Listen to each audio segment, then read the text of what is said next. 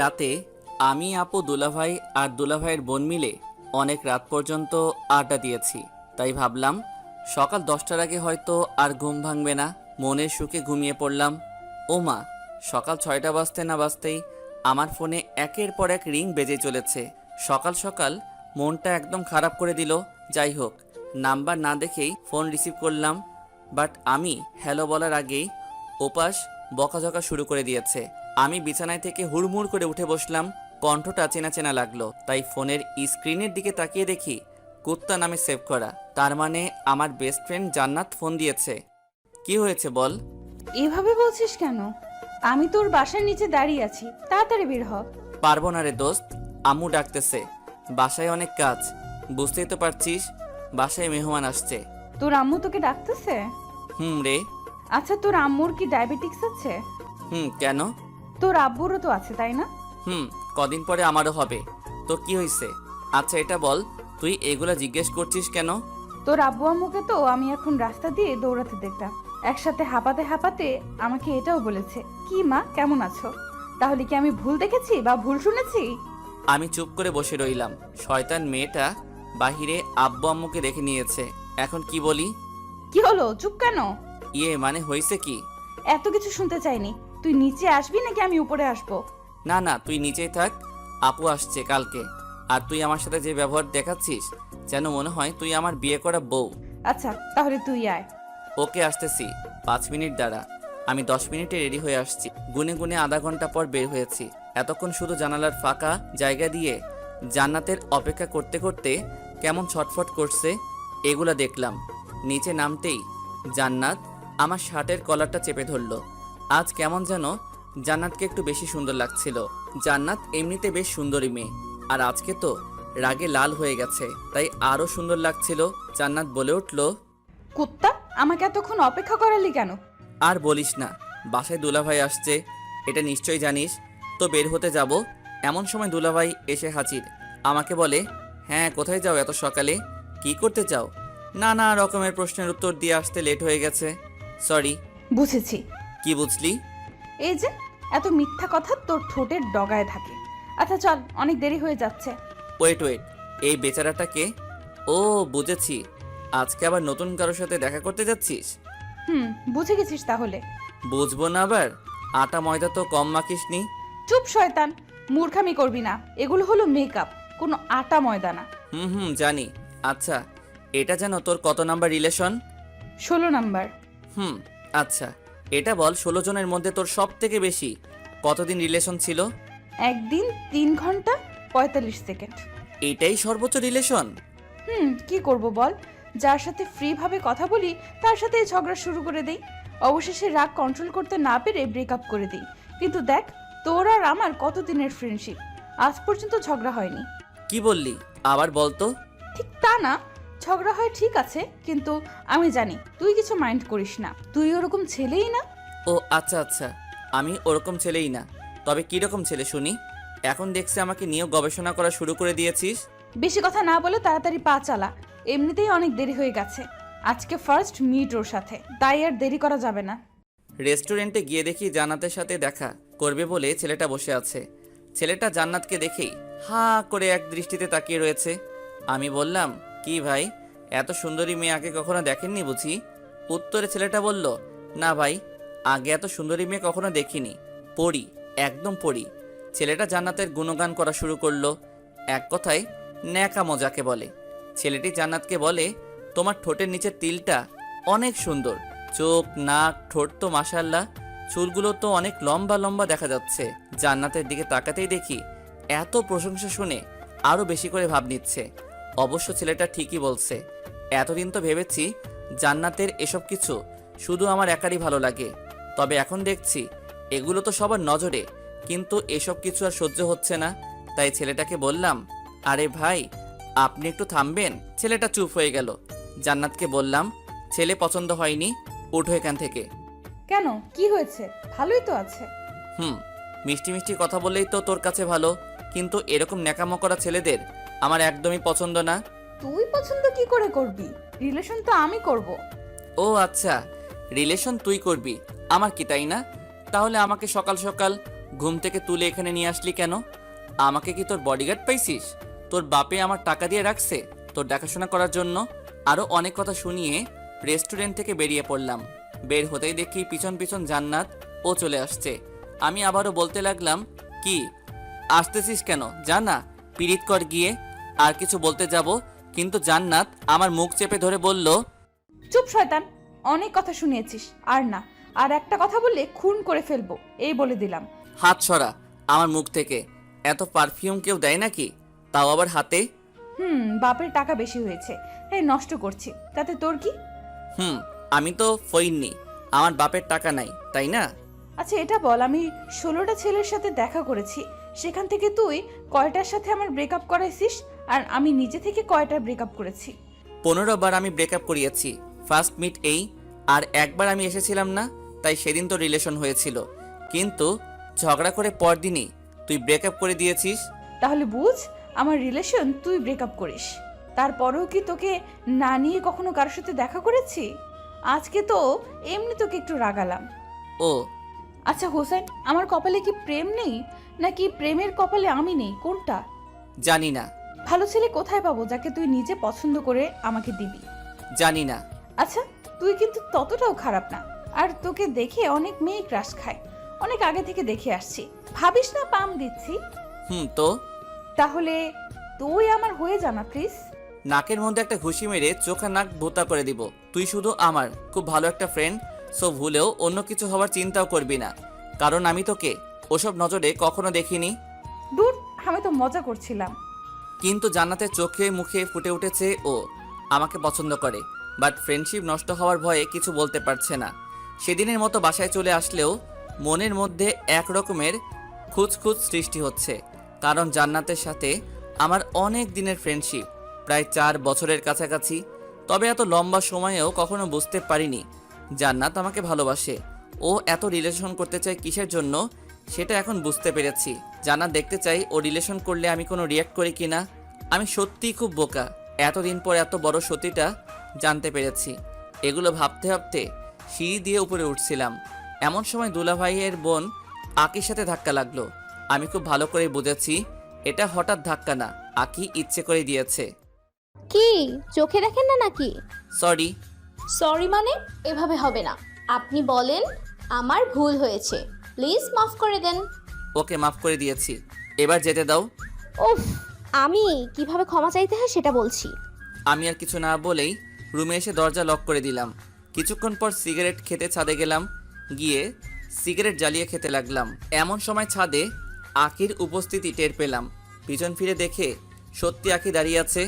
আখি বলে উঠল, এমা, আপনি সিগারেট খান? কেন চোখে দেখেন না? খাবেন নাকি? খাবো, কিন্তু কোথাও পাই না, তাই খেতেও পারি না। আজ যখন হাতের কাছে পাইছি তখন আর ছাড়ছি না। ওকে আসো খেয়ে নাও। আকির হাতে সিগারেট ধরিয়ে দিলাম। আকির হাত রীতিমতো কাঁপতে শুরু করে দিয়েছে। আমি বললাম, হইছে হইছে, আর খেতে হবে না, বুঝে গেছি তুমি কত পারবে। এই বলে আকির হাত থেকে সিগারেটটা নিয়ে আমি খেতে লাগলাম, আর ওর দিকে তাকিয়ে হাসতে থাকলাম। রাগে আকির চোখ মুখ লাল হয়ে গেছে।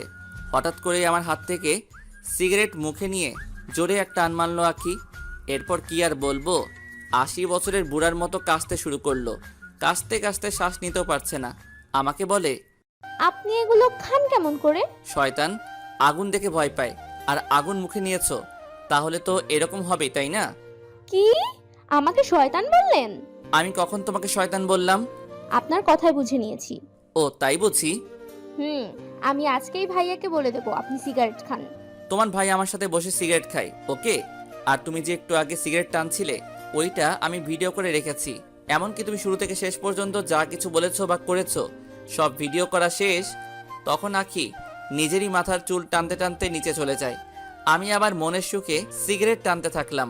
এমন সময় কুত্তাটার ফোন, সরি জান্নাতের ফোন। 8-9 বার ফোন দেওয়ার পর রিসিভ করলাম।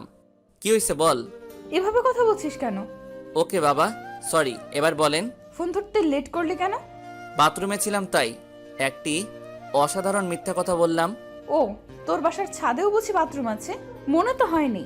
তাহলে কি ছাদের এক কর্নারে বসে পড়েছিলি? আলতু ফালতু কথা রাখ। আমি বাসার ছাদে, এটা তোকে কে বলেছে? সেদিনের মতো আজকেও কি বাসার সামনে এসে হাজির হয়েছিস? আমার বইয়ে গেছে তোর বাসার সামনে গিয়ে তোকে চেক দিতে যাব। তোকে ফোনে না পেয়ে আন্টিকে ফোন করেছি। আন্টি বলল তুই নাকি ছাদে হাওয়া খাচ্ছিস।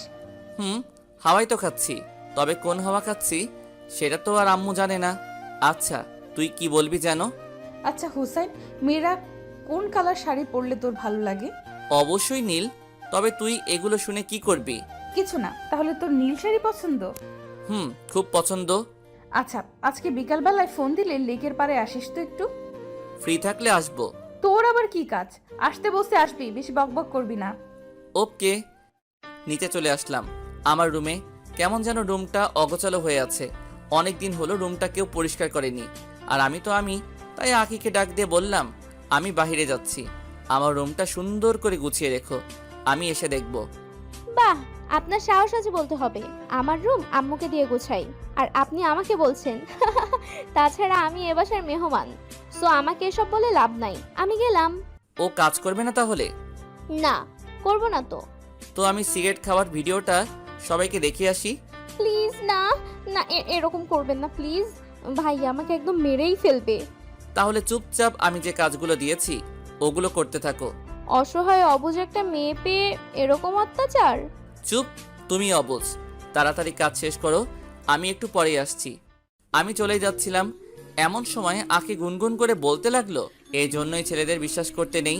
আমি ওর কথায় কান না দিয়ে বাহিরে চলে আসলাম ফ্রেন্ডদের সাথে আড্ডা দিতে। তবে আমার সব ফ্রেন্ড কিছুদিন হলো সবাই খারাপ নেশায় আসক্ত হয়ে পড়ে গেছে। কেউ প্রেমে ব্যর্থ হয়ে, আবার কেউ শখের বশে খেতে গিয়ে নেশায় আসক্ত হয়ে গেছে। মানুষ মাত্রই অভ্যাসের দাস। আপনি কিছুদিন একটা কাজ করবেন, হোক সেটা ভালো কিংবা খারাপ, সেটার প্রতি আপনি একটু হলেও আসক্ত হয়ে পড়বেন।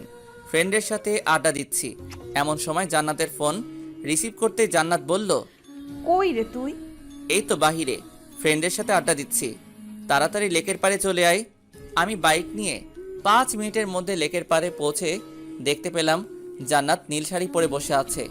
জান্নাতকে দেখতে এতটা সুন্দর লাগছিল যে আমি বাইক সহ মাটিতে পড়ে গেলাম।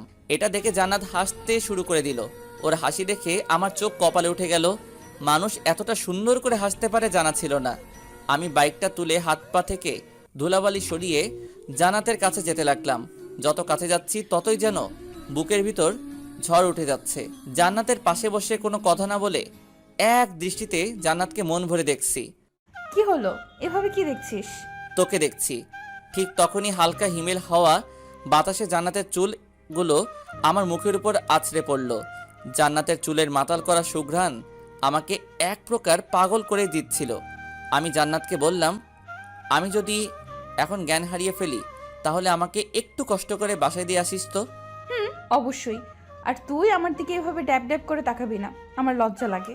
এই বলে জান্নাত ওর হাত দিয়ে আমার চোখ দুটো ঢেকে দিল।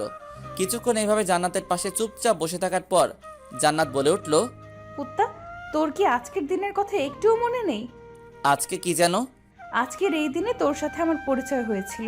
গত 4 বছর আগে তোর ওয়ালেট হারিয়ে গিয়েছিল। আমি তোর ওয়ালেট খুঁজে দিয়েছিলাম।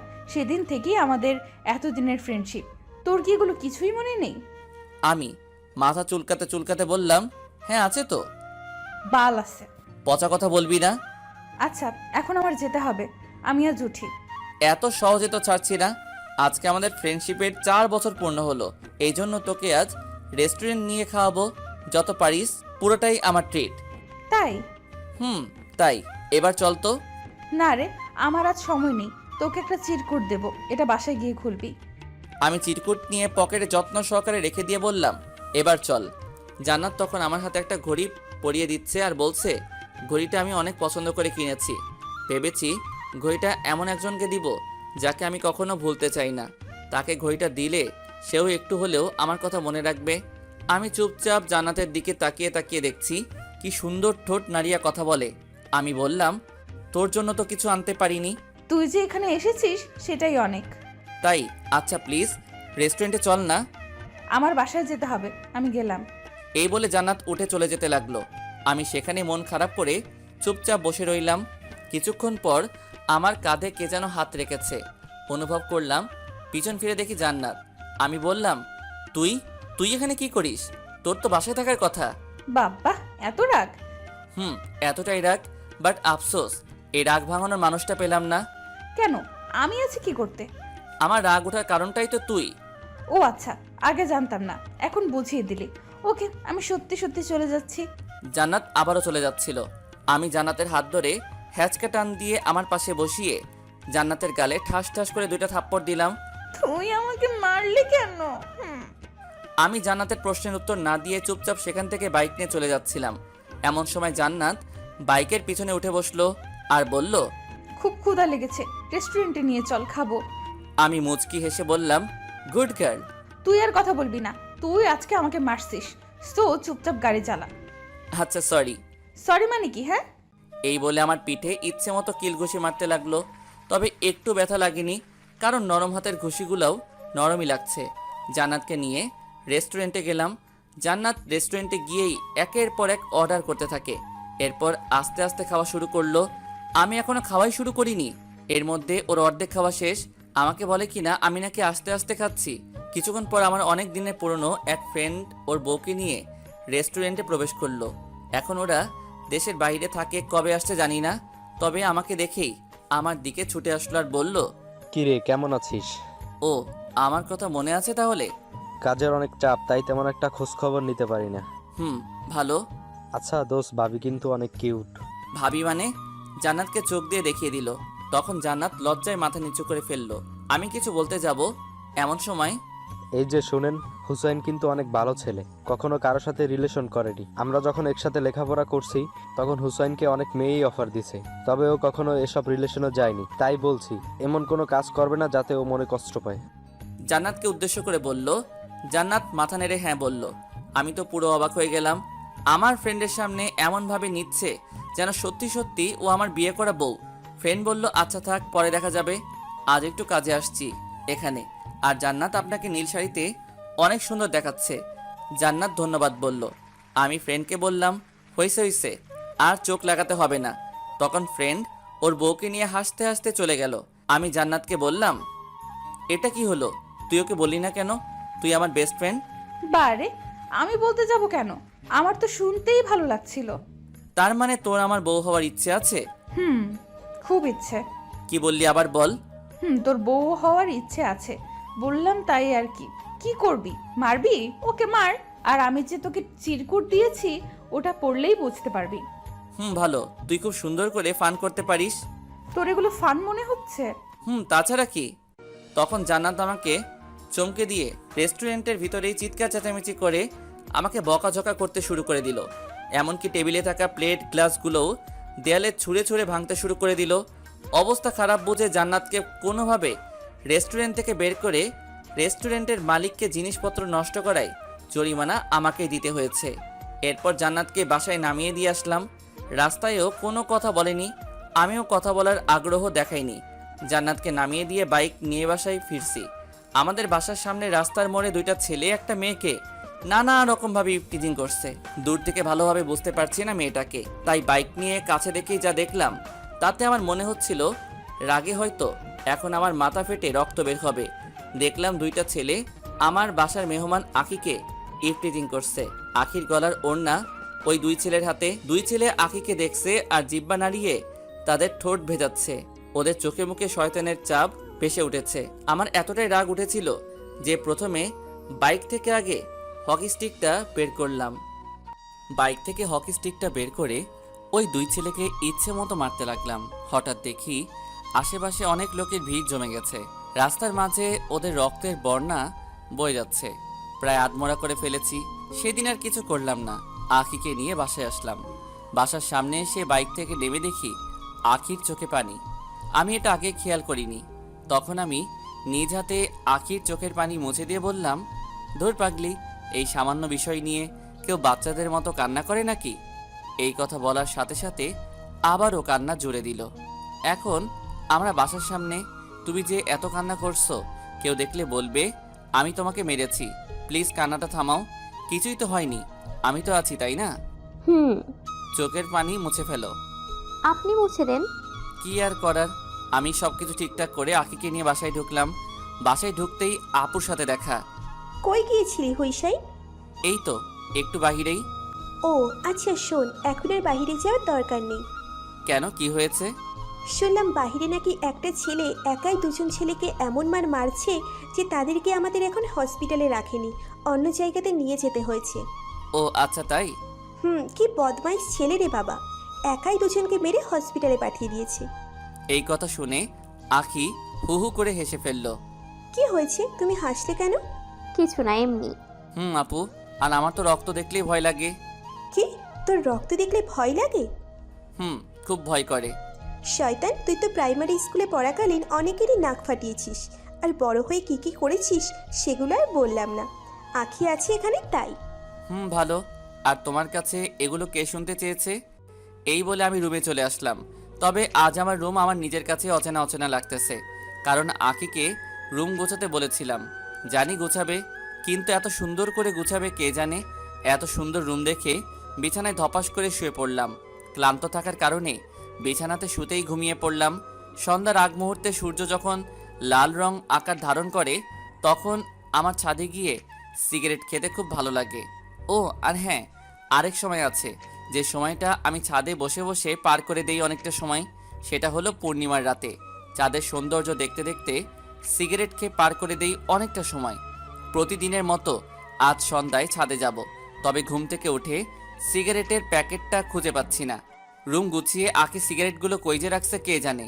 আমার অনেক রাগ আর অনেক সাহসী মানসিকতাও আছে, তবে আমার কোনো জিনিস কেউ না বলে নিলে, সেটা আর ফেরত আনতে না পারলে, বা কোনো জিনিস অনেক খোঁজাখুঁজি করার পরও যদি না পাই, তাহলে রাগে এক প্রকার কান্না করে দেই।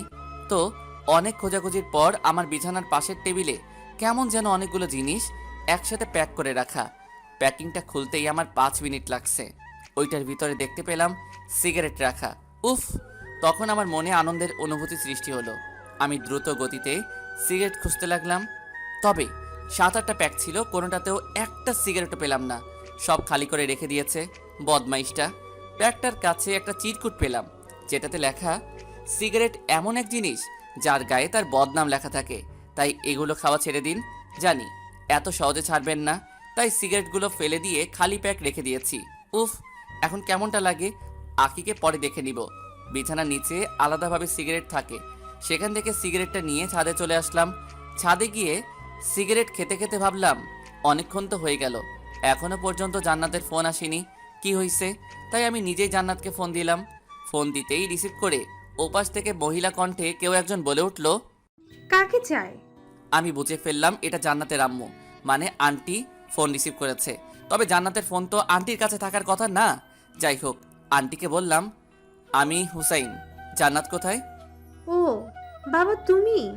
হুম। জান্নাত কোথা থেকে যেন এসে রাগের মাথায় আমার ঘুমের ওষুধ খেয়ে ঘুমিয়ে পড়েছে, এখন পর্যন্ত ওঠার নামই নেই। মানে কি, ও এসব খেয়েছে কেন? সেটা জানার জন্যই তো তোমাকে ফোন দেব ভেবেছি, তবে জান্নাতের ফোনের কিছু বুঝি না, তাই অনেক চেষ্টা করার পরও ফোন দিতে পারছি না। এরপর তুমিই ফোন দিলে। ও আচ্ছা, জান্নাতের এখন কি অবস্থা? আমি কি আসবো? না থাক, দুটো ঘুমের ওষুধ খেয়েছে, সমস্যা নেই, একটু পরেই ঘুম ভেঙে যাবে, তুমি চিন্তা করো না। আচ্ছা আন্টি, ওর ঘুমটা ভাঙলে আমাকে ফোন দিতে বলবেন। ওকে। ফোন রেখে ভাবতে লাগলাম, জান্নাত হয়তো আমাকে অনেক দিন থেকেই ভালোবাসে, তবে কখনো বলেনি। তাই আমি আমাদের ফ্রেন্ডশিপ শেষ করে দেব, মানে জান্নাতের সাথে রিলেশনে যাব। সিগারেট শেষ করে নিচে চলে আসলাম। রাতে খাবার খেয়ে বিছানায় শুয়ে শুয়ে ফেসবুক চালাচ্ছি। এমন সময় আমার দরজায় কে যেন নক করলো। আমি বললাম দরজা খোলা আছে, ভিতরে আসতে পারেন। দরজা খুলে আকি রুমে প্রবেশ করলো। আকির হাত দুটো পিছনে আমার সামনে এসে বলল, আজ আপনাকে কিছু কথা বলবো, আপনার কি শোনার মতো টাইম হবে? অবশ্যই, আপনি বলেন। আপনাকে আমার প্রথম দেখাতেই ভালো লেগে গিয়েছিল, এরপর ধীরে ধীরে আপনার প্রেমে পড়ে গিয়েছি। এখন সব সময় আপনার কথাই ভাবে। সত্যি বলতে আপনাকে আমি প্রচুর ভালোবেসে ফেলেছি। দেখো আখি, এটা কখনোই সম্ভব না। এত কিছু জানি না, আপনাকে ভালোবাসি এটাই জানি। এই বলে হাত বাড়িয়ে ফুল দিল। আমি ফুলটা নিয়েছি, কারণ হলো ফুল তো কোনো দোষ করেনি। আকি হাসতে হাসতে আমার রুম থেকে চলে গেল। ঠিক তখন মনে পড়লো জান্নাত আমাকে একটা চিরকুট দিয়েছিল, ওইটা প্যান্টের পকেটে রেখেছি। পকেট থেকে চিরকুটটা বের করে পড়তে শুরু করলাম। চিরকুটটা ছিল এমন, দেখ হুসাইন, আমি তোকে অনেক দিন থেকেই ভালোবাসি, যদিও তোর কাছে এটা শুধুমাত্র ফ্রেন্ডশিপ, তবে আমার কাছে না, কারণ আমি তোকে ভালোবাসি।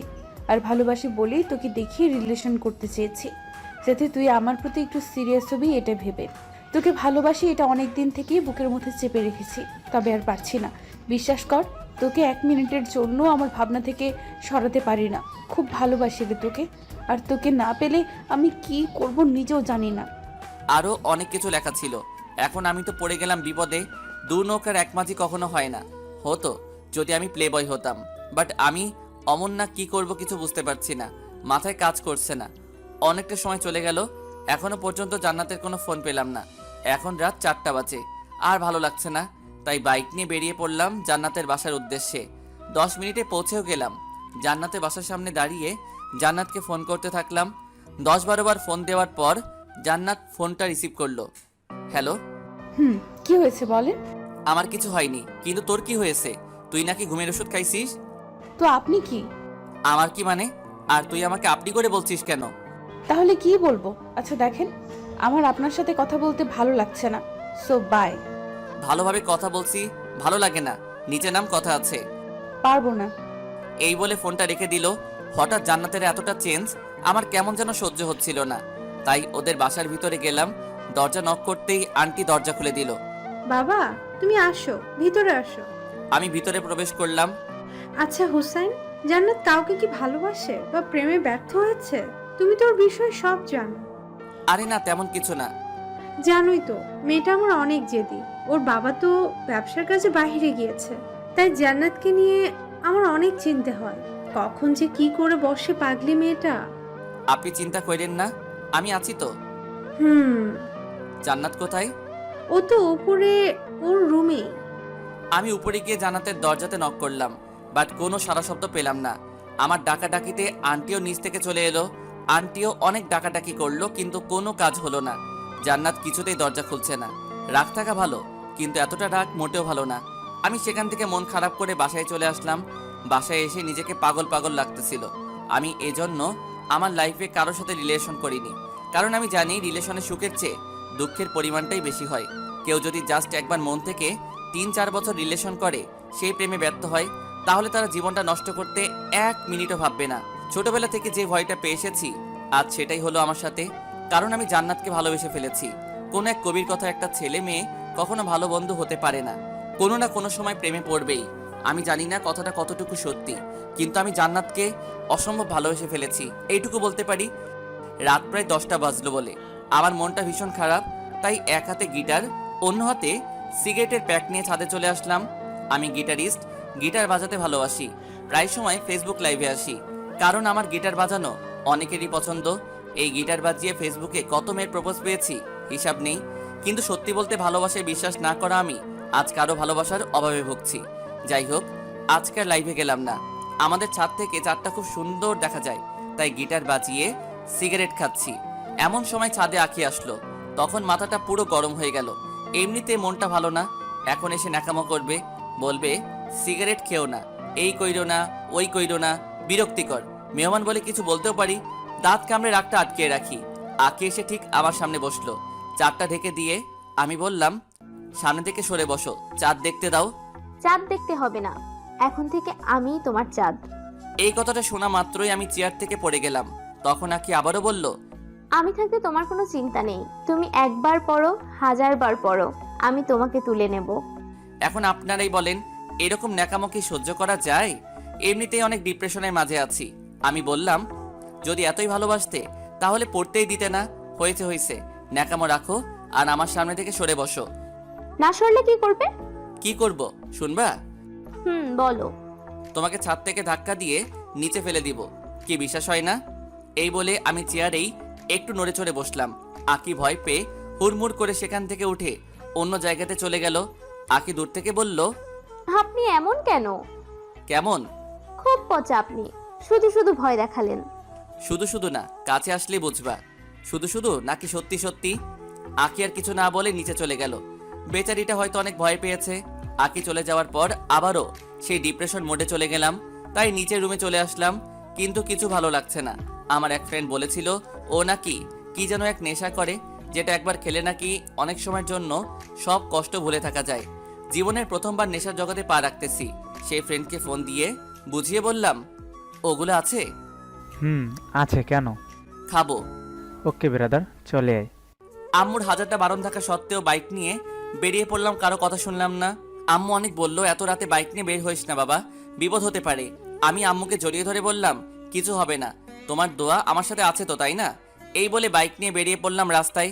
তেমন একটা গাড়ি নেই, 2-1 মিনিট পর পর মালবাহী ট্রাক যাচ্ছে, তাই বাইকের স্পিড 100-র নিচে আসতেই দেয়নি।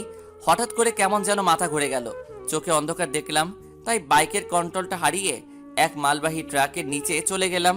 তারপর আমাকে সেখানে থাকা লোকগুলো হসপিটালে নিয়ে গিয়েছে।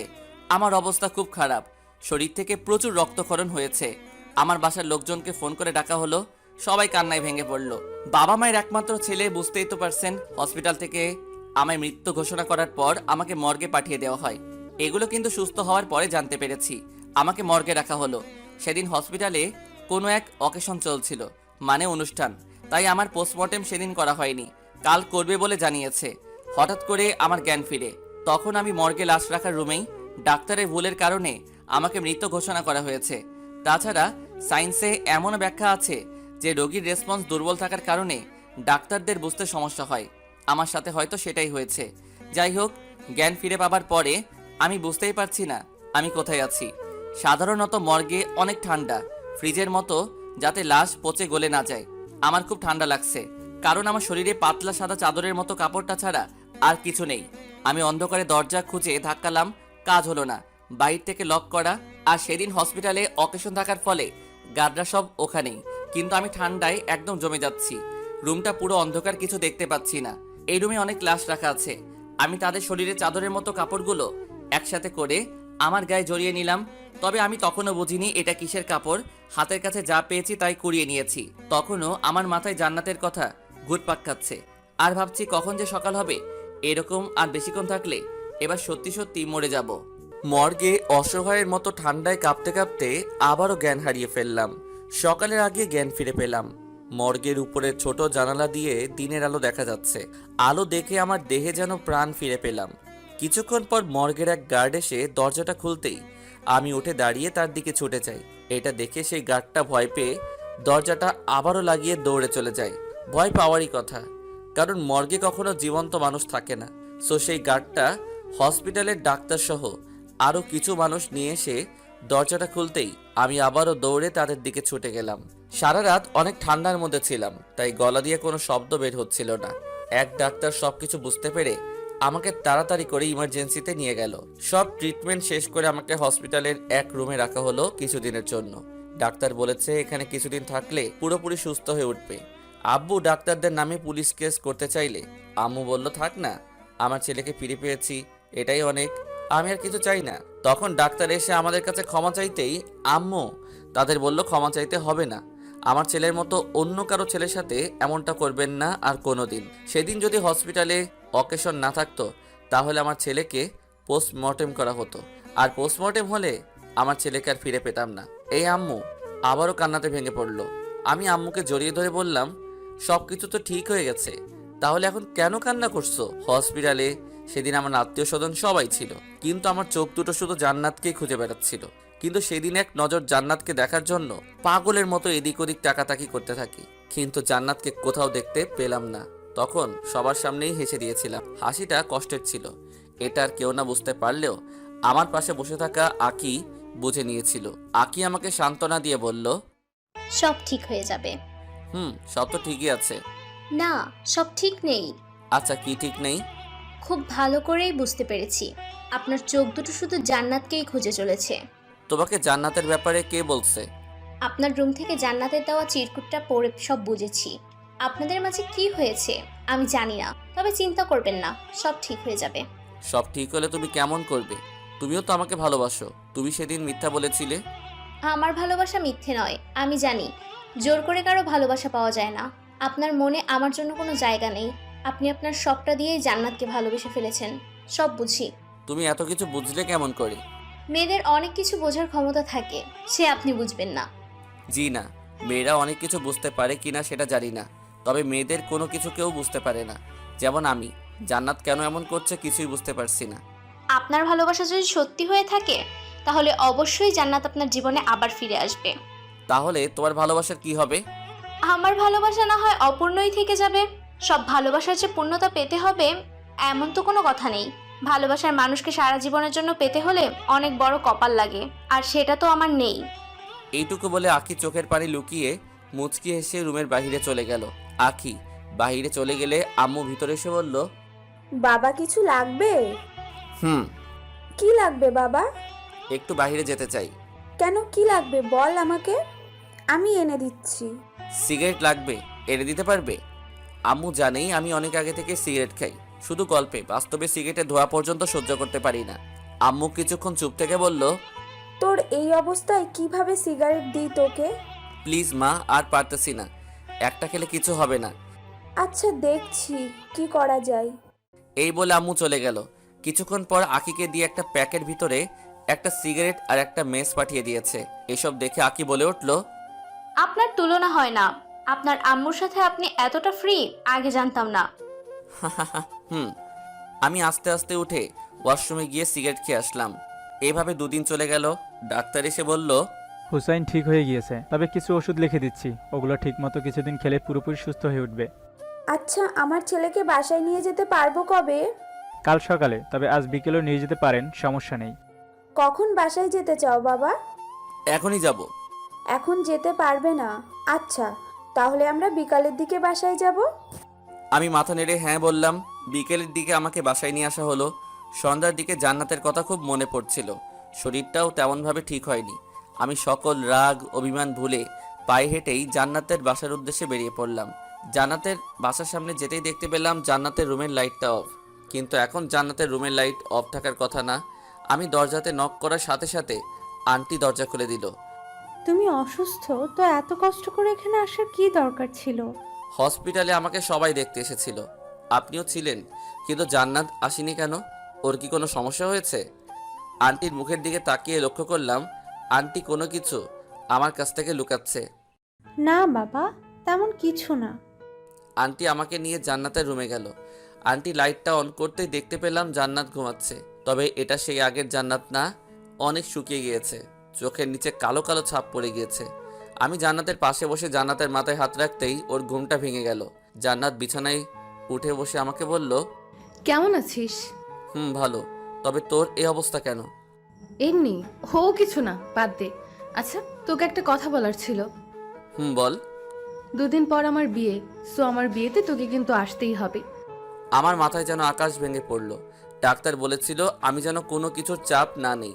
আমি নিজেকে সামনে নিয়ে বললাম, এটা কবে ঠিক হলো? কিছুই তো জানলাম না। আমাকে না জানিয়ে বিয়ে ঠিক করে ফেলেছিস। আজ আমি না আসলে হয়তো আমাকে ছাড়াই বিয়েটা করে ফেলতি। আব্বুর ফ্রেন্ডের ছেলের সাথে হুট করেই আমার বিয়ে ঠিক করে ফেলেছে, আমি বুঝতেও পারিনি। ও আচ্ছা, সমস্যা নেই, ওকে, আমি অবশ্যই তোর বিয়েতে আসব। আর কিছু বলতে পারলাম না। কখন যে আমার চোখের কোণে পানি জমে গিয়েছে বুঝতেই পারিনি। তাই সেখানে আর বেশিক্ষণ থাকলাম না, বাসায় চলে আসলাম। রাস্তা দিয়ে হেঁটে হেঁটে আসার সময় আমার চোখ দিয়ে অঝরে পানি ঝরেছে। বাসায় এসে নিজেকে সান্ত্বনা দিয়ে ভাবলাম, যদি আমার ভালোবাসা সত্যি হয়ে থাকে তাহলে অবশ্যই জান্নাত আমার কাছে ফিরে আসবে। কিন্তু বারবার মনে হচ্ছে আমি জান্নাতকে হারিয়ে ফেলছি। তবে আমার বিশ্বাস জান্নাত আমার আর আমার কাছে ফিরে আসবে। দেখতে দেখতে 2 দিন চলে যায়। কাল জান্নাতের বিয়ে। রুমে শুয়ে আছি, এমন সময় এক ফ্রেন্ডের ফোন আসলো। রিসিভ করতেই ফ্রেন্ড, কিরে হুসাইন, কই তুই? কেন, কি হয়েছে? আজ জান্নাতের বিয়ে, জানিস না? জানি তো, কি হয়েছে? তো কি হয়েছে মানে? তুই যাকে নিয়ে স্বপ্ন দেখতি আর আমাদেরকে তোর আর জান্নাতের গল্প শুনে আজ তার বিয়ে হয়ে যাচ্ছে, অথচ তোর কোনো চিন্তা নেই। বাদ দে তো, ও আমার জাস্ট ফ্রেন্ড ছিল। বোকা ভাবিস না, সব জানি। তুই বাসা থেকে বের হ, আমি সব রেডি করে রেখেছি। মানে কি রেডি করে রাখছস? জান্নাতকে উঠিয়ে নিয়ে আসবো। না থাকলে, আর জান্নাত আমার সাথে কখনো আসবে না। আসবে না মানে? অজ্ঞান করে নিয়ে আসবো, ভাবনি আর জায়গা পায় না মেয়েটা। আচ্ছা বাদ দে তো এসব, এখন রাখছি। এই বলে আমি ফোনটা রেখে দিলাম। এমন সময় আম্মু রুমে আসলো। কি হয়েছে? কই কিছু না তো। তাহলে তোর চোখ বেয়ে পানি পড়ছে কেন? ও, খেয়াল করিনি, হয়তো চোখে কিছু ঢুকেছে। দরজার পাশে দাঁড়িয়ে আমি সব শুনেছি। তুই অনেক বড় হয়ে গেছিস। ছোটবেলায় তো পিঁপড়ের কামড় খেয়ে আমার কাছে এসে কান্না করতিস, আর এখন এত বড় মাপের কষ্ট লুকিয়ে আমার সাথে দিব্যি হেসে হেসে কথা বলছিস তুই। তখন আর নিজেকে আটকে রাখতে পারলাম না।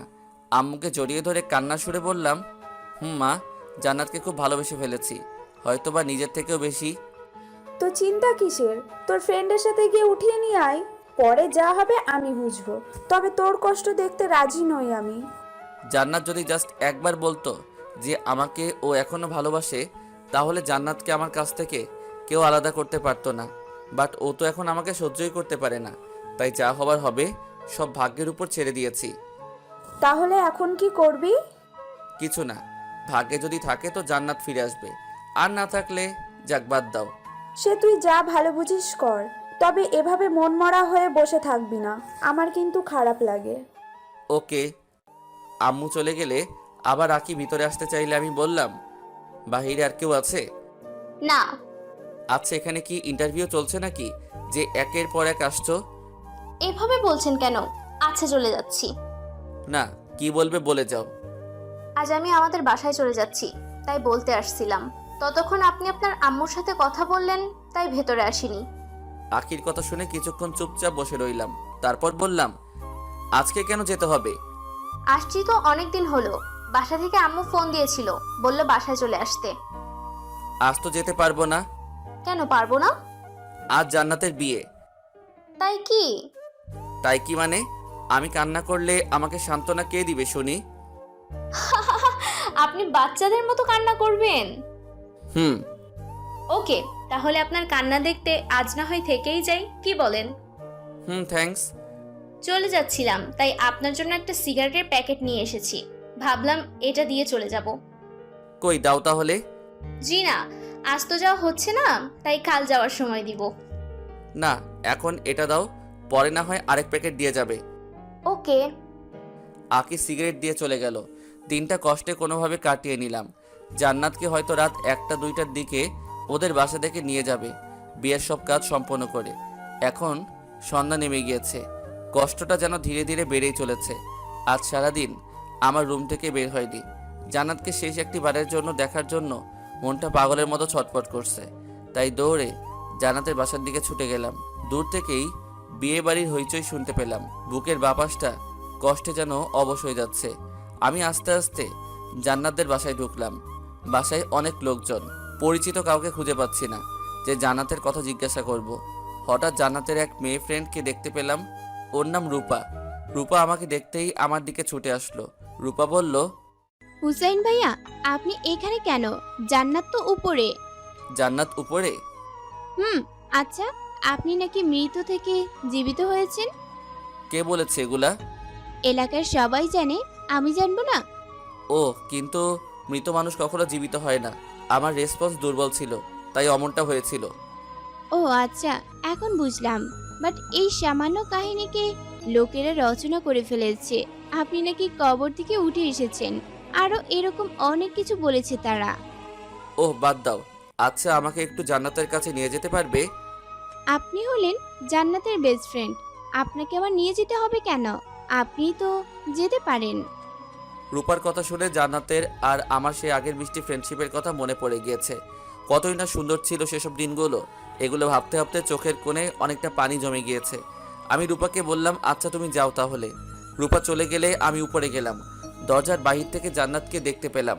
জান্নাতের দিকে তাকিয়ে চোখ ফেরাতে পারছি না। জান্নাত এমনিতেই অনেক সুন্দর, তার মাঝে আজ আবার বিয়ের সাজে। কখনো পরি দেখিনি, তবে পরিদের বিষয় যতটুকু শুনেছি তার থেকে জান্নাত কোনো অংশে কম নয়। সেখানে আর বেশিক্ষণ থাকতে পারলাম না, দ্রুত বাসায় চলে আসলাম। নিজের উপরে এত রাগ হচ্ছিল বলে বোঝাতে পারবো না। কেন যে সেদিন জান্নাতের ভালোবাসাটা অবহেলা করেছি।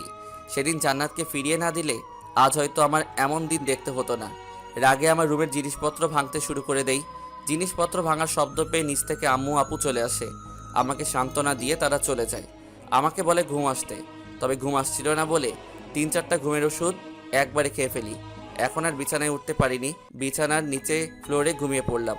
সকালে ঘুম থেকে উঠে অনুভব করলাম আমি বিছানাতে শুয়ে আছি। আমার কপালে কে যেন চুমু খাচ্ছে। চোখ খুলতে দেখতে পেলাম জান্নাত আমার পাশে বসে কপালে চুমু খাচ্ছে। নিজের চোখকে যেন বিশ্বাস করতে পারছি না, তাই হালকা করে আমার শরীরে চিমটি কাটলাম, এটা ভেবে যে আমি স্বপ্ন দেখছি না তো। তুই তুই এখানে কি করিস? তোর তো শ্বশুর বাড়ি থাকার কথা। রাখ তোর শ্বশুর বাড়ি। সারা রাত এভাবে তোর পাশে বসে বসে তোকে ডাকাডাকি করতেছি, তাও তোর ঘুম ভাঙাতে পারলাম না। পারবি কেমন করে? অনেকগুলা ঘুমের ওষুধ খেয়ে ঘুম দিয়েছি। এই কথা বলা মাত্রই জান্নাত আমার বুকের উপর উঠে বসে আমার গালে মিষ্টি মিষ্টি থাপ্পড় মেরে বলতে থাকে, শয়তান, তুই এগুলো খাইছিস কেন? তোর কাছ থেকেই তো শেখা এগুলি খাওয়া। আমি আগে অবশ্যই খেয়েছি, যার ফলে আমার শরীর স্বাস্থ্য মাঝখানে নষ্ট হয়ে গিয়েছিল। এখন আর খাই না, তাই আবার ঠিক হয়ে গিয়েছি। সেটা তো দেখতেই পারছি, তবে তুই এখানে কেন? তাহলে কোথায় থাকবো? শ্বশুর বাড়ি? হুম। আমার ভালোবাসা এত সস্তা মনে করিস? সস্তা না হলে বিয়ে করতে রাজি হয়েছিলি কেন? আব্বুর ফ্রেন্ডের ছেলের সাথে আমাকে জোর করে বিয়ে দিতে চেয়েছিল। আমি রাজি হয়েছি বলে আজ এখানে আসতে পেরেছি। না হলে কি? আমাকে আটকে রেখে জোর করে বিয়ে দিয়ে দিত। বুঝেছি, তবে আমাকে তো বলতে পারতি এসব কথা। বলবো কেন? তুই যে আমাকে প্রথমে অবহেলা করেছিস সেটা ভুলে গিয়েছি ভাবছিস? কিচ্ছু ভুলিনি, তাই তোকে একটু শিক্ষা দিলাম। এটা একটু শিক্ষা, আর একটু হলে তো মরেই যেতাম। ভালো। ভালো, তবে তুই এখন আমার বুকের উপর থেকে নেমে অন্য জায়গাতে বস গিয়ে। জি না, আমি তোর বুকের উপরেই বসে থাকবো। কি করবি তুই? সত্যি ব্যথা লাগতেছে, রাতে কিছু খাইনি।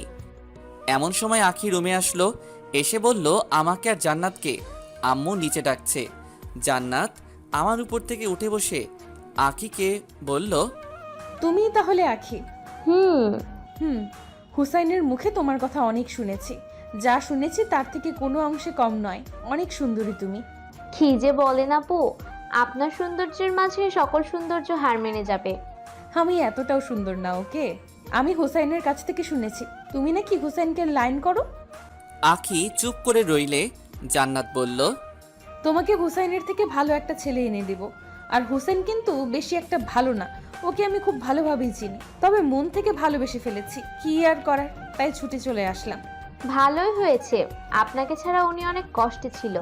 আপনি আসাতে ওনার মুখে হাসি ফুটেছে দেখছি। আচ্ছা, আমি নিচে গেলাম, আপনারা তাড়াতাড়ি করে নিচে আইসেন। ওকে যাও, আসছি। আমি আর জান্নাত নিচে গেলাম।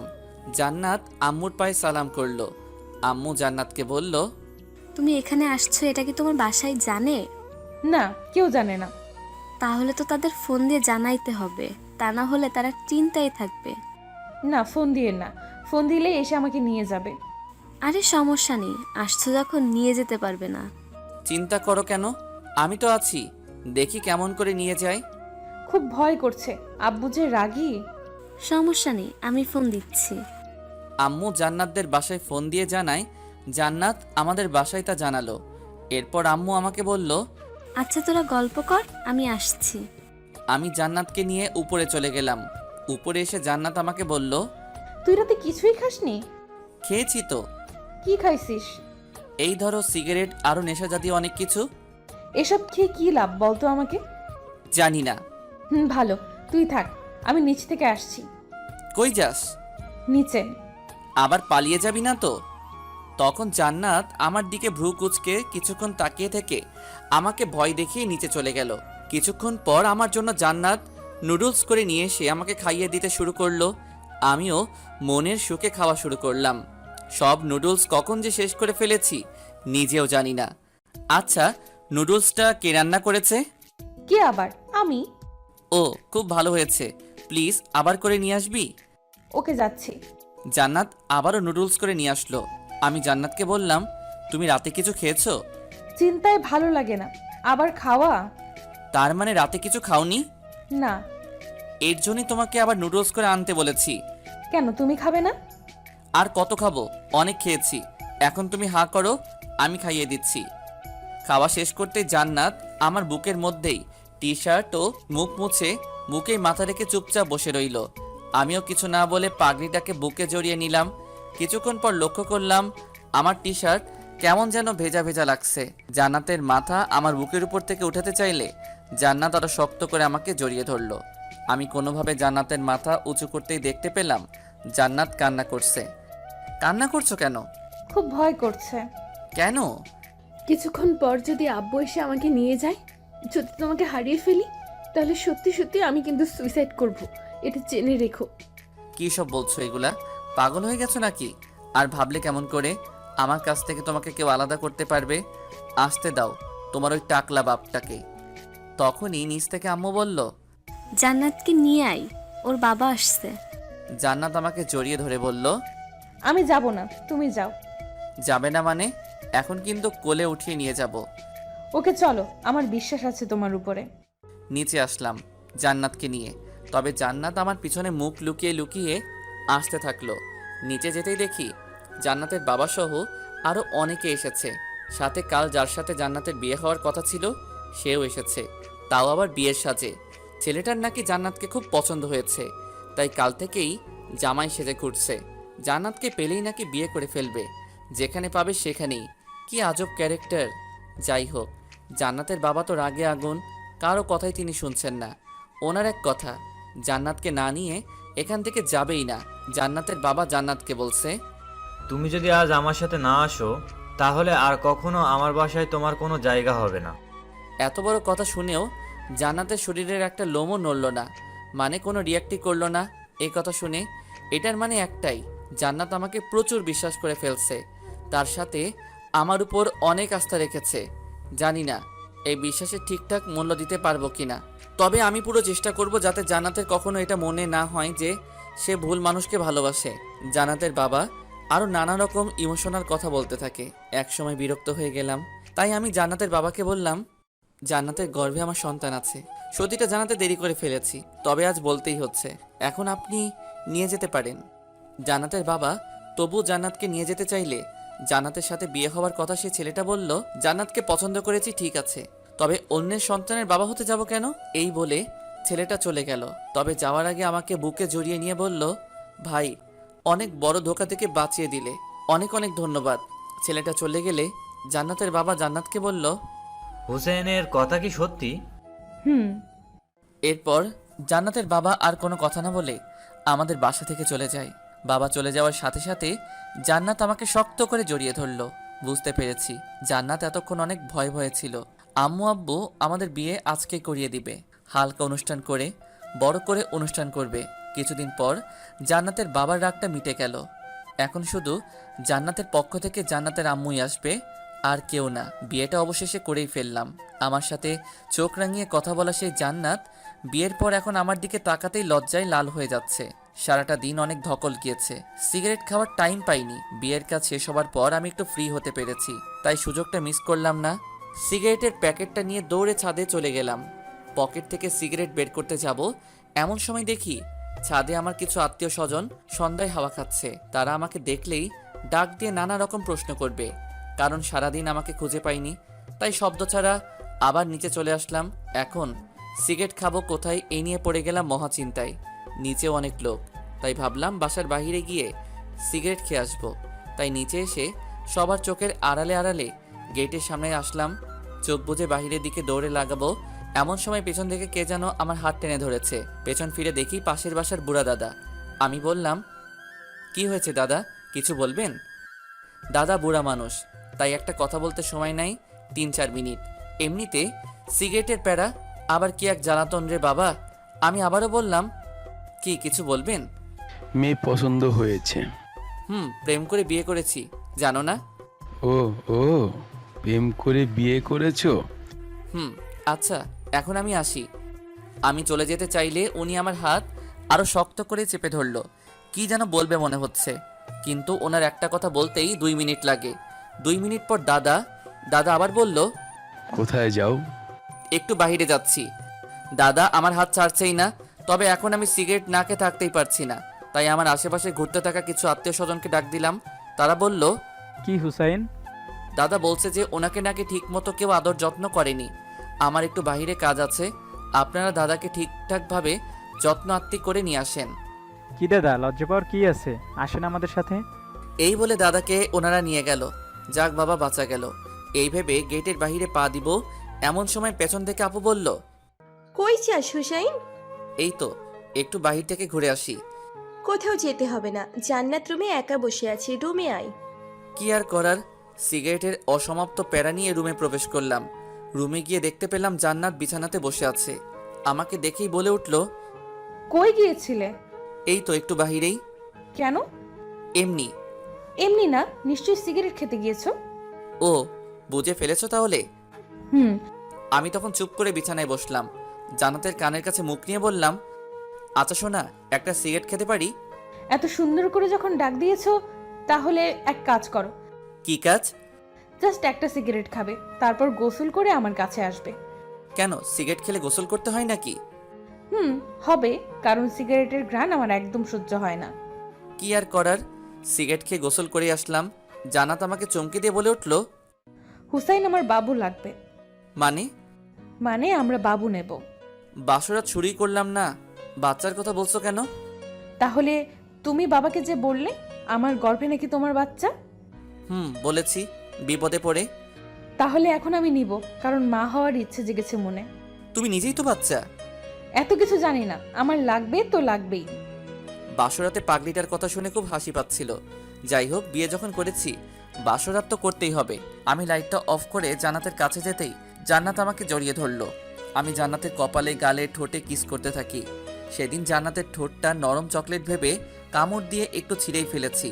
জান্নাত তো ব্যথায় চিৎকার করাতে বুঝতে পারলাম এটা কোনো চকলেট না, এটা জান্নাতের ঠোঁট। আরও অনেক কিছুই হলো, হাজব্যান্ড ওয়াইফের মাঝে যা হয় আর কি।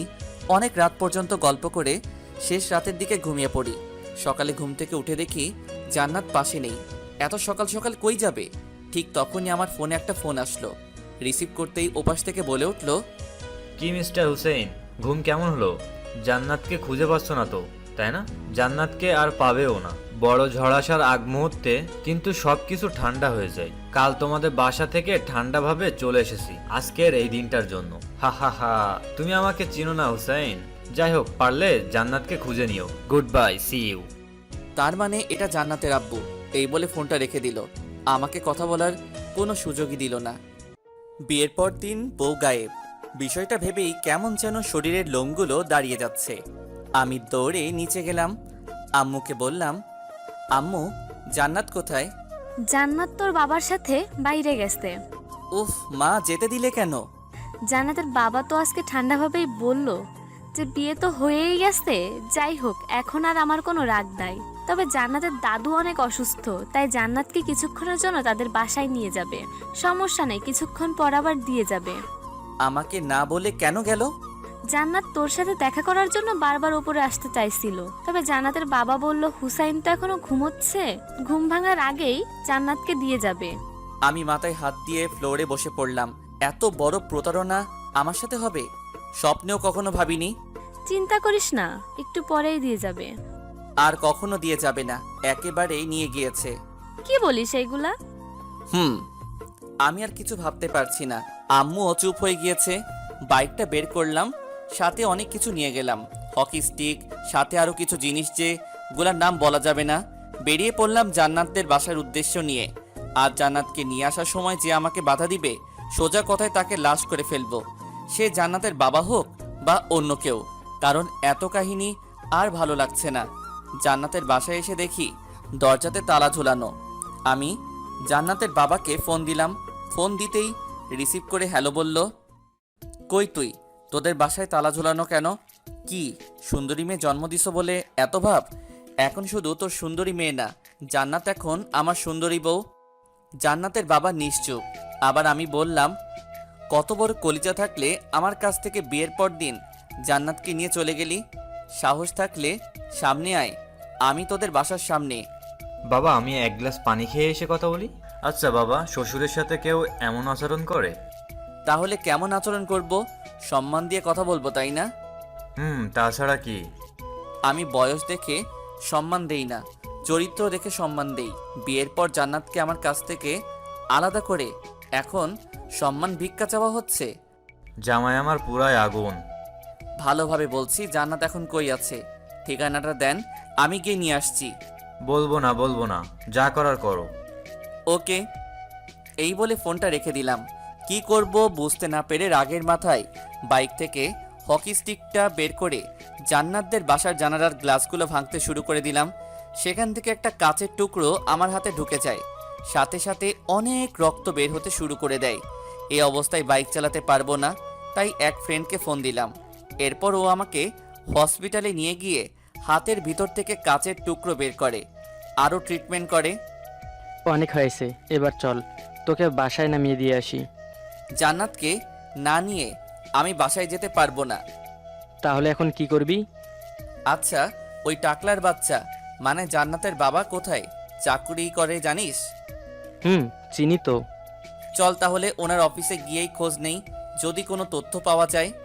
তো যেই কথা সেই কাজ, ও আর আমি মিলে চলে গেলাম।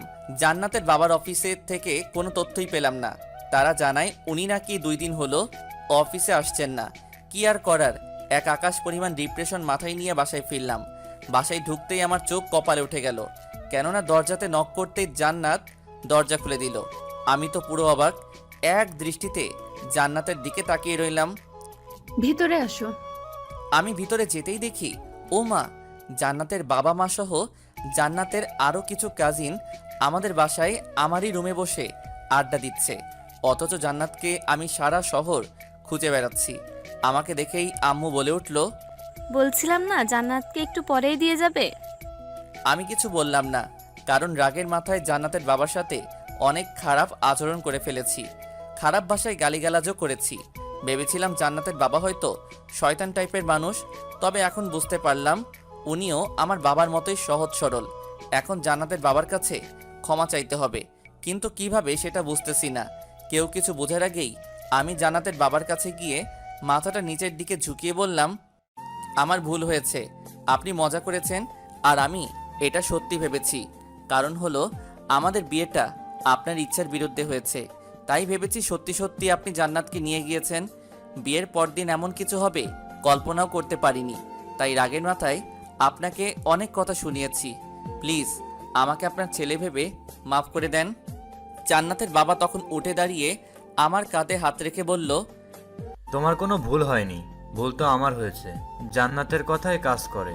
জান্নাতকে ওর দাদু দেখতে চেয়েছিল বলে বাসায় নিয়ে এসেছি। তুমি ঘুমিয়েছিলে তাই আর বিরক্ত করিনি। ভেবেছি তুমি ঘুম থেকে ওঠার আগে জান্নাতকে রেখে যাব, কিন্তু জান্নাত বলল তোমাকে ফোন দিয়ে ওসব কথা বলে পরীক্ষা নিতে চেয়েছিল। বিশ্বাস করো, জান্নাত লিখে দিয়েছিল আর আমি ওগুলো পড়ে পড়ে বলেছি। আমি মনে মনে ভাবলাম জান্নাতের কাছে শয়তানও হার মেনে যাবে, এটা তো সামান্য বিষয়। ও আচ্ছা, তাহলে পরীক্ষা নিয়ে কি বুঝলেন? আমি কি পরীক্ষায় পাশ করতে পেরেছি? পাস না, তুমি 100তে 100 পেয়েছো।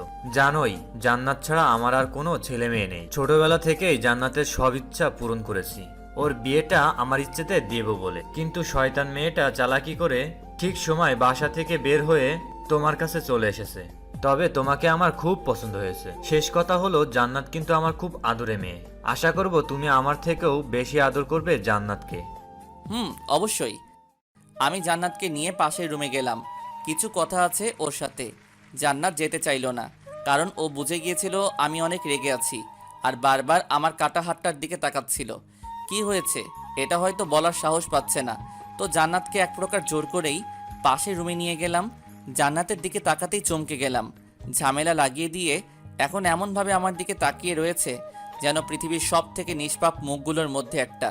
জান্নাত বলল, সরি। এত বড় ঝামেলা লাগিয়ে মাত্র 2 অক্ষরের সরি?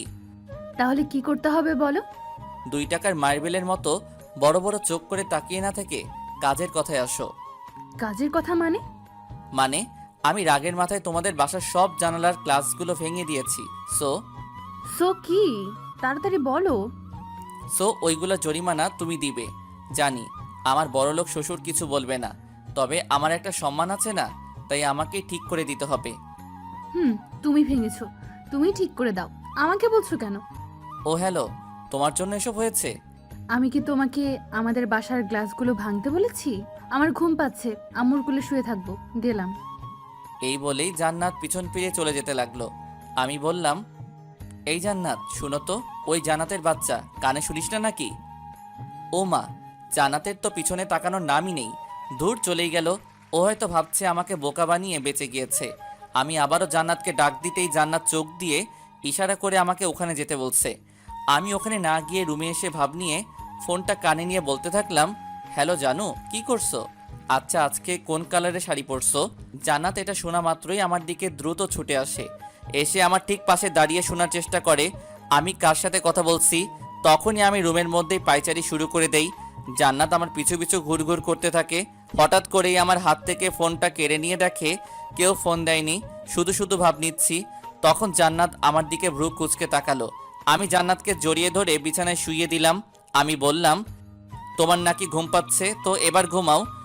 তোমার কাহিনী দেখে ঘুম চলে গিয়েছে। বলতে ভুলে গিয়েছি, জান্নাতের নাকটা অনেক সুন্দর লাগে আমার কাছে, কারণ ওর যখন রাগ ওঠে তখন নাকটা ফুলে যায়, মনে হয় এখনই ফেটে যাবে। জান্নাতের নাক হাত দিয়ে চেপে ধরে ওর ঠোঁটে কামড় বসিয়ে দিলাম। একটু পর জান্নাত শ্বাস নিতে পারছে না বলে আমার পিঠে চড়ে মারতে থাকে। তখন আমি ছেড়ে দিলাম। জান্নাত হাঁপাতে হাঁপাতে বলল, আমার আমার শার্টকে মেরে ফেলতে চাও নাকি? একদমই না। তাহলে এমন করলে কেন?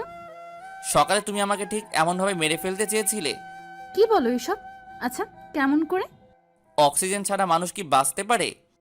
না। তুমি সকালে আমার কাছ থেকে দূরে চলে গিয়ে তোমার বাবাকে দিয়ে যখন ওইসব কিছু বলিয়েছ, বিশ্বাস করো তখন আমার শ্বাস নিতে খুব কষ্ট হচ্ছিল, কারণ তুমি আমার অক্সিজেন। এই কথা বলার সাথে সাথে ধপাস করে জান্নাত আমাকে বুকে জড়িয়ে শক্ত করে চেপে ধরে বলল, সরি, আর কখনো এমন করব না, প্রমিস। ভালো। আচ্ছা, এক কাজ করো। কি কাজ? আবারও আগের মতো আমার ঠোঁটে কামড় দিয়ে শার্টকে মেরে ফেলো। আবারও কিস খাওয়ার ধান্দা? খুব চালাক, তাই না? কিন্তু আগের বার শুধু উদাহরণ দিতে কিস করেছি, সো আর দিতে পারবো না। এখন কিস দিবি না? ওই তুই করে বলবি না। কি করবি তুই? 100 বার বলবো তুই তুই তুই। মাত্র 4 বার হয়েছে, আরো 97 বার বল। এমন সময় পাশের রুম থেকে জান্নাতের বাবার ডাক শুনতে পেলাম। জান্নাতের বাবা বলল, আজকে তাহলে আসি, কিছুদিন পর তোমাদের বিয়ের জন্য বড় করে অনুষ্ঠান পালন করব। ওকে। তবে অনেক চিন্তা হচ্ছিল, কারণ তারা তো বাসায় যেতেই দেখতে পারবে তাদের বাসার জানালার সব গ্লাস ভাঙা। সে যাই হোক, পরে দেখা যাবে। এর আগে এক ফ্রেন্ড কিছুক্ষণ আগে ফোন দিয়ে আমাকে বাইক নিয়ে যেতে বলল, বিপদে পড়ছে বলল, তাই বাইক নিয়ে বেরিয়ে পড়লাম। ফ্রেন্ড তৌফিকের কাছে যেতেই তৌফিক বলল আজকে নাকি ওর জিএফের বার্থডে, তাই আমাকে সাথে নিয়ে জিএফের সাথে দেখা করতে যাবে। আমি আর তৌফিক গেলাম। যেতেই দেখতে পেলাম তৌফিকের জিএফ সহ আরও অনেক মেয়ের উপস্থিতি। আমি তৌফিককে বললাম, তুই দেখা কর, আমি এখানেই বাইকেই বসে থাকি। কিন্তু তৌফিক আমাকে নিয়েই গেল। দেখা করার এক পর্যায়ে তৌফিকের দরকারি একটা ফোন আসে, তাই তৌফিক তাড়াহুড়ো করে সেখান থেকে চলে যায়। যাওয়ার আগে আমাকে বলল যে ওর জিএফকে বাসায় নামিয়ে দিয়ে আসতে। আমি তৌফিকের জিএফকে বললাম, আপনি নিশ্চয়ই আমার সাথে যাবেন না? তাহলে আমি আসছি, আপনি এখান থেকে সোজা চলে যান। জি না, আপনি আমাকে নামিয়ে দিয়ে আসবেন।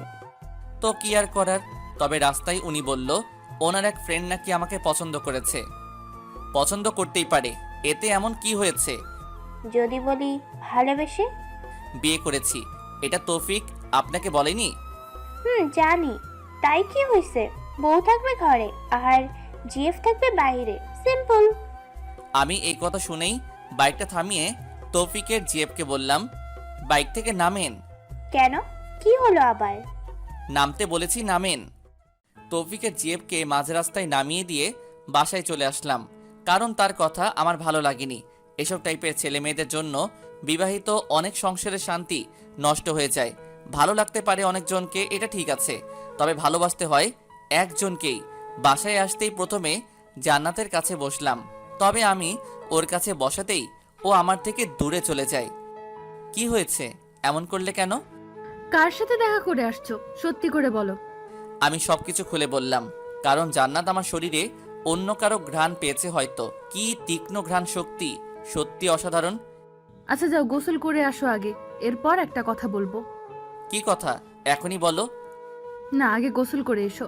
তোমার শরীরের মধ্যে অন্য মেয়েদের পারফিউমের ঘ্রাণ বের হচ্ছে, যেটা আমার সহ্য হচ্ছে না। এখন বেশি বুঝলে লাথি মেরে বিছানা থেকে ফেলে দিব। একে তো মেয়ের সাথে দেখা করে আসছো, আবার আমার মুখে মুখে কথা। যাও, গোসল করে আসো।